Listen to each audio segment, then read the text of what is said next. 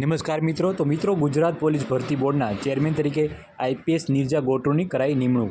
તો મિત્રો, આ સંદેશની ન્યૂઝ છે, તમે જોઈ શકો છો. 28 નવેમ્બર અને 2:33 PM આ ન્યૂઝ પબ્લિશ થયેલી છે. તો આ ન્યૂઝ વિશે આપણે સંપૂર્ણ માહિતી મેળવી લઈએ. તો મિત્રો, ગુજરાત પોલીસ ભરતી બોર્ડના ચેરમેન તરીકે આઈપીએસ નીરજા ગોટરુની નિમણૂક કરાઈ છે. નીરજા ગોટરુ બન્યા પોલીસ ભરતી બોર્ડના નવા ચેરમેન. બીજી તરફ હસમુખ પટેલના રાજીનામા બાદ ચેરમેન પદ હતું ખાલી. તો હવે ચેરમેનની નિમણૂક થતાં ભરતી પ્રક્રિયા ઝડપી બનશે. નીરજા ગોટરુએ મહિલા આઈપીએસ છે અને આઈપીએસ અધિકારીમાં સારી છબી ધરાવે છે. હસમુખ પટેલ પહેલાં પોલીસ ભરતી બોર્ડના ચેરમેન હતા અને ત્યારબાદ તેમને જીપીએસસી બોર્ડના ચેરમેન બનાવ્યા હતા. એટલે હસમુખ પટેલની જગ્યા ખાલી હતી.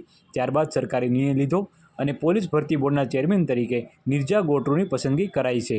ત્યારે ચિંતન શિબિર પછી રાજ્ય સરકારે નિર્ણય લીધો છે.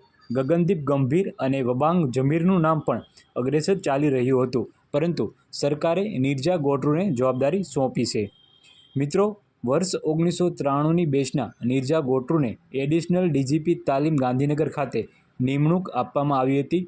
રાજકોટ પોલીસ કમિશનરના નામની જ્યારે ચર્ચા હતી ત્યારે તેઓનું નામ પણ રેસમાં ચાલતું હતું.